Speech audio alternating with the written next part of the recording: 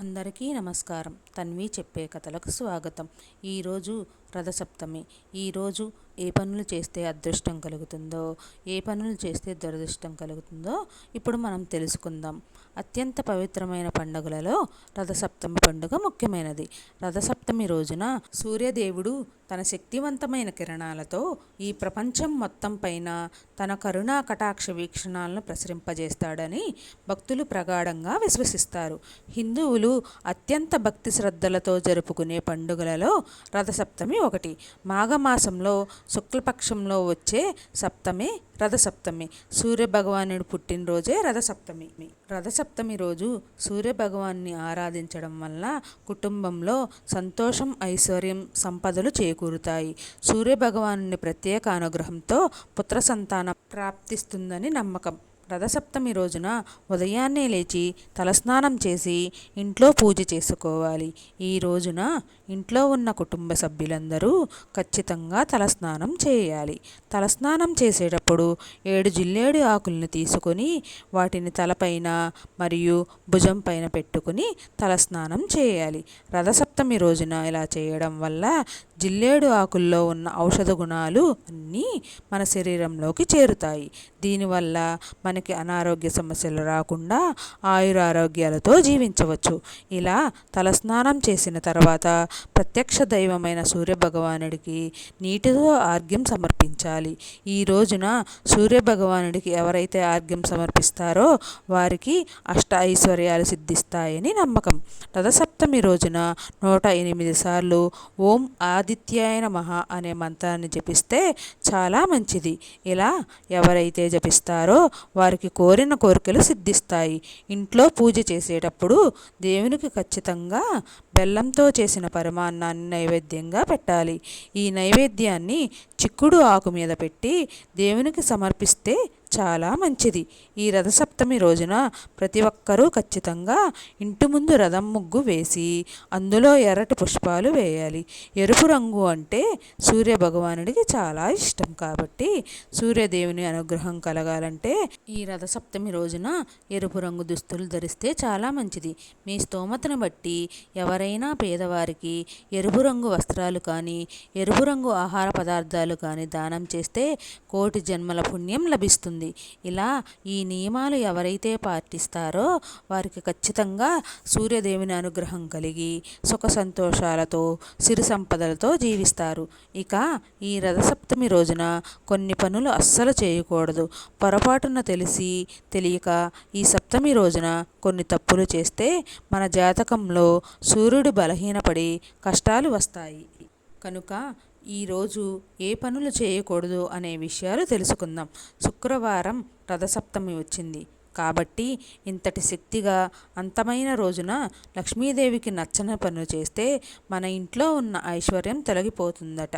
ఈ రోజున మన ఇంటి ముందు శుభ్రంగా ఉండేలాగా చూసుకోవాలి. ఇంటి ముందు తప్పకుండా ముగ్గు ఉండాలి. అప్పుడే లక్ష్మీదేవి ఆశీర్వాదం వల్ల ఐశ్వర్యం, సూర్యభగవానుడి కరుణ కటాక్షాల వల్ల మంచి ఆరోగ్యం లభిస్తుంది. ఈ రథసప్తమి రోజున వీలైనంత వరకు ఉప్పు వినియోగం తగ్గించాలి. అలాగే ముల్లంగి, దుంపను అస్సలు తినకూడదు. పాలచంద్రుని మూలకం కాబట్టి ఈ రోజున పాలు, పెరుగు, ఉప్పు వంటి వస్తువుల్ని ఎవ్వరికీ ఇవ్వకూడదు. పాలతో చేసిన స్వీట్లను అస్సలు కొనకూడదు. ఇది సంపద నష్టానికి, ఇంట్లో సమస్యలకి దారితీస్తుంది. అలాగే నలుపు రంగు బట్టలు అస్సలు వేసుకోకూడదు.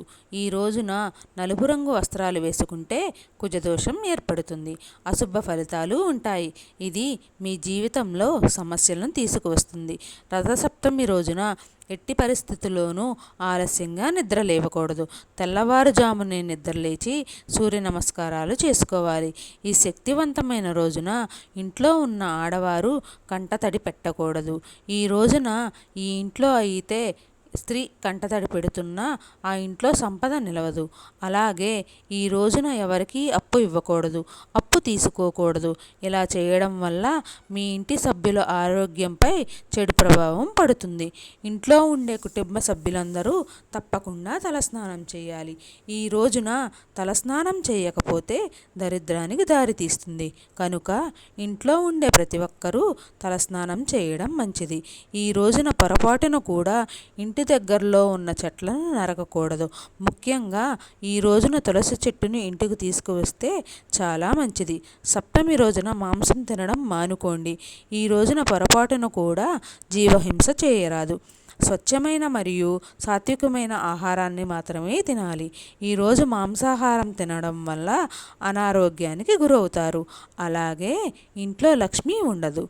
గోమాతలలో ముక్కోటి దేవతలు కొలువై ఉంటారని హిందువుల విశ్వాసం. కాబట్టి ఈ పర్వదినాన గోమాతకి ఏదైనా ఆహారం తినిపిస్తే జాతకంలో ఉన్న దోషాలు అన్నీ తొలగిపోయి రాబోయే కాలం కలిసి వస్తుంది. అలాగే మీ కుటుంబంపై సకల దేవతల ఆశీర్వాదం లభిస్తుంది. ఈ రోజున ఆహార పదార్థాలను వృధా చేయకూడదు. వీలైనంత అన్నదానం చేయడానికి ప్రయత్నించండి. భార్యాభర్తలు ఎట్టి పరిస్థితుల్లోనూ సప్తమి రోజున గొడవ పడకూడదు. ఇది పేదరికానికి దారితీస్తుంది.